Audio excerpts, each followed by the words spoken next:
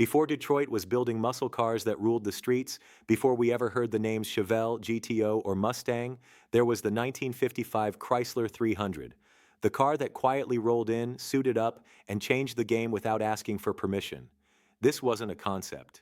It wasn't a prototype. This was real-deal American muscle, before the world even knew what to call it. Let's take it back. It's 1955. America's booming. The highways are getting wider, the engines are getting louder, and Chrysler's been known more for class than for speed. But that all changed when a man named Bob Roger, head of Chrysler's engineering department, said, "Let's build a gentleman's hot rod." The idea was simple but bold. Combine the most powerful engine Chrysler had with a sleek, low-slung body and sell it straight from the showroom floor. No tuning, no dealer add-ons, just pure performance baked in. And just like that, the Chrysler C-300 was born. Under the hood was a monster, the 331 cubic inch firepower HEMI V8, lifted straight from Chrysler's race efforts. Dual 4-barrel carbs, solid lifters, and a beefed-up camshaft. That added up to an earth-shaking 300 horsepower, a number no other American production car had touched yet. Let that sink in. In 1955, while most cars struggled to hit 150 horses, Chrysler was building a 300 horsepower street machine that could top 130 miles per hour. That's why they called it the Beautiful Brute. It wasn't just hype, it was NASCAR-proven muscle. The 300 dominated stock car racing that year, racking up 27 wins and taking the manufacturer's championship. It wasn't just the engine that made it deadly. It came with heavy-duty suspension, power brakes, and a 3-speed PowerFlight automatic transmission that could handle all that torque.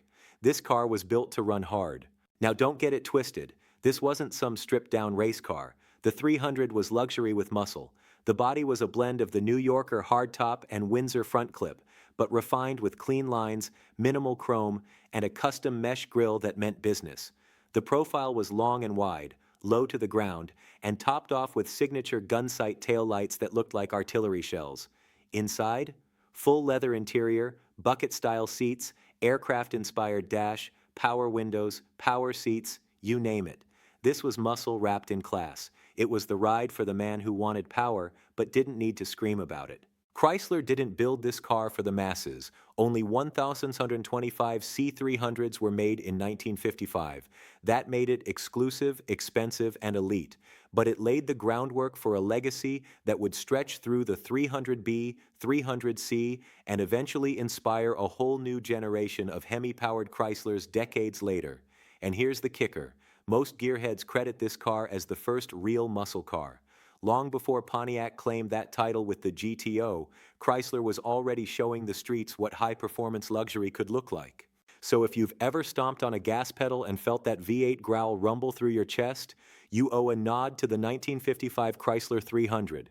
It wasn't built for trends, it wasn't chasing hype, it was the blueprint, the original street legend that set the standard.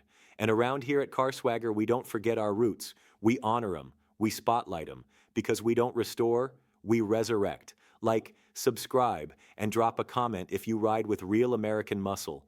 This is CarSwagger, bringing the classics back to life, one legend at a time.